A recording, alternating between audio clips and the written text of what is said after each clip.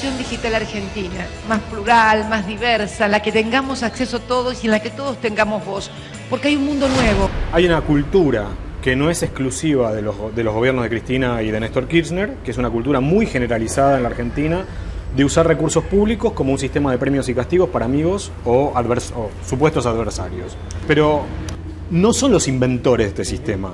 La pauta publicitaria es usada como un sistema de premios y castigos por Mauricio Macri en Capital Federal, por Cristina Fernández en La Nación, por Daniel Scioli en la provincia de Buenos Aires, por José Manuel de la Sota en Córdoba o por Urtubey en Salta. O sea, es una característica. Y si vamos hacia atrás, por Cobos cuando fue gobernador de Mendoza, etcétera. Es decir, no tiene un color político definido.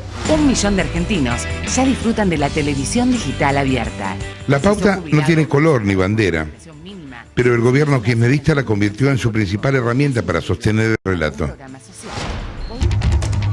Veamos algunos números. Si nos guiamos por los datos oficiales, entre 2003 y 2011 hubo un aumento del 1.500% en la plata que usó el gobierno para comunicar sus logros o para embestir contra opositores. Hoy las cifras son multimillonarias. Según la empresa Monitor, que estudia la inversión publicitaria en el país de acuerdo a las tarifas brutas publicadas, en 2011 el gobierno nacional gastó 1.058.408.756 pesos en pauta oficial. Pero hasta octubre de 2012 ya llevaba gastados 1.582.479.140 pesos, o sea, un 49,5% más. Podría haber una ley de distribución de la pauta privada, es decir, que el gobierno le plantee a los anunciantes dónde tienen que anunciar, e incluso en la práctica eso ya sucede con llamados de algunos funcionarios a grandes anunciantes, a cadenas de retail, por ejemplo, diciéndoles dónde tienen que poner pauta y dónde no tienen que poner pauta. ¿Eso te lo han transmitido a vos alguno de Eso es bastante conocido en el ámbito de los medios de comunicación, particularmente en el sector de los diarios. En los últimos tiempos, grandes anunciantes, ¿no?, de productos de consumo masivo han recibido llamados sobre dónde tienen que poner pauta y dónde tienen que retirar pauta privada, ¿no? Queremos que martes un día importante en el calendario. Millonaria y discrecional, la pauta es un recurso estratégico para el gobierno en su afán de controlar y alinear a la prensa. La ley de medios lo que está buscando es generar una cantidad de nuevos medios en manos de empresarios disciplinados por el kirchnerismo que conformen en sí mismo un monopolio informativo, es decir, que sea una sola voz en manos de muchos empresarios afines y disciplinados. Y curiosamente nunca habló la ley de medios de pluralizar la pauta publicitaria. Hoy tenés un fallo de la Corte que dice que hay que distribuirle, hay que entregarle publicidad, darle publicidad oficial al diario Perfil, y esto nunca ha sido cumplido. La pauta se maneja con un criterio de premios y castigos, y es en el interior del país donde más se advierte. En Jujuy, por ejemplo, le sacaron la publicidad oficial a un medio electrónico por publicar un artículo que cuestionaba el relato K. ¿Qué pasaría si Clarín dejara de mentir 6 meses? Pero en clave de ironía, digamos. La idea era demostrar que por culpa de Clarín no hay inflación, por culpa de Clarín no es que hay inseguridad y esas cosas, digamos. Bueno, no le cayó bien, digamos, particularmente al jefe de gabinete. Eso fue en julio. En agosto, cuando fuimos a la dirección de prensa a retirar nuestro orden de publicación, nos dijeron, está suspendido.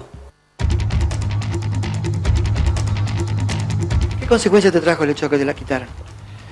Y lamentablemente tuvimos que pedirle a 3 personas que trabajan con nosotros, un redactor, un periodista que limpiaba, que no les podíamos seguir pagando, porque nos faltaba ese recurso. Noticias, cultura, música, arte, cine infantil, gratis.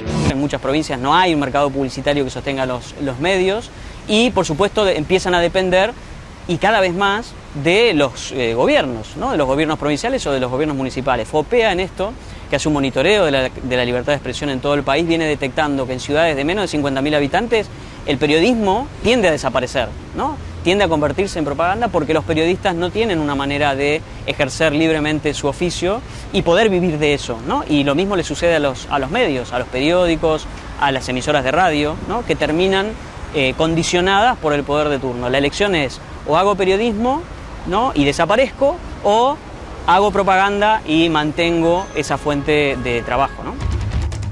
En Tucumán encontramos otro caso de un periodista al que le sacaron la pauta por opinar contra el gobernador Alperovich.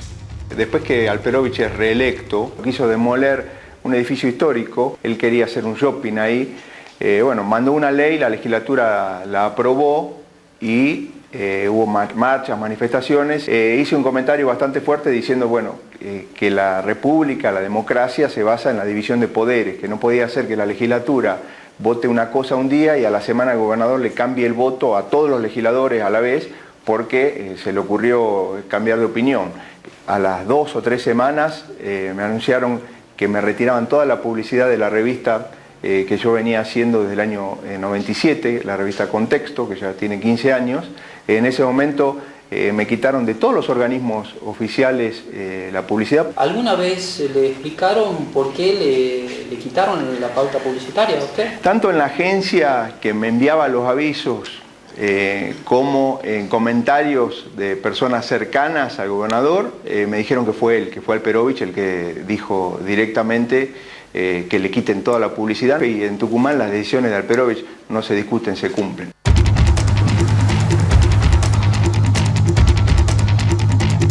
Algo parecido pasa en la provincia cuna del modelo. El informe que nosotros desarrollamos utilizó herramientas propias de la metodología de la investigación, no fue solamente una lectura que nosotros hicimos al voleo. Lucrecia Sotelo es periodista y autora de una investigación sobre el reparto de la pauta en Caleta Olivia, Santa Cruz. Lucrecia descubrió que el dinero no va a los medios, sino directamente a determinadas personas. Esas personas se distribuían en una productora y en un diario, o sea, esos periodistas, que cobraban diversos montos en calidad de actividades no especificadas. Y si te tengo que hablar de mi experiencia personal, es peligroso. Es peligroso sobre todo cuando uno hace periodismo crítico, ¿no es cierto? Adela Gómez también es periodista en Santa Cruz. Hace 2 años incendiaron su auto frente a su casa de Caleta Olivia y asustada se alejó de la profesión. Comprobó obviamente que esto fue exprofeso, que alguien incendió el auto, que lo rociaron con combustible. Te quisieron dejar un mensaje. El amedrentamiento, sobre todo ahora en este último tiempo, es una práctica normal. En ese entonces no había sucedido demasiado, pero digamos que era el puntapié inicial y se estaba empezando a gestar en la provincia de Santa Cruz lo que después iba a sobrevenir, creo yo, en todo el país, ¿no? Estuve retirada de la profesión un año largo y regresé porque tenemos que estar para informar, no cabe otra cosa. 10 de la mañana, 2 minutos en la República Argentina. Aquí continuamos en Vamos que Venimos por la 90.1. Javier Rivarola tampoco la pasa bien en su provincia. La radio en la que trabaja no recibe pauta oficial y él fue amenazado por un diputado del Frente para la Victoria. Habíamos tenido una conversación en el horario del programa con el diputado provincial Rubén Contreras, que es diputado del Frente para la Victoria. Tuvimos 10 días seguidos sin agua, sin clases en Caleta Olivia y la gente, parte de la sociedad, se salió a manifestar y el diputado me endilgó que yo era promotor, agitador, incitador de esto que estaba ocurriendo en Caleta Olivia y de lo que le había pasado en su casa, porque la gente se había manifestado en su casa en el mismo momento que estábamos haciéndole un reportaje a él al aire, ¿no?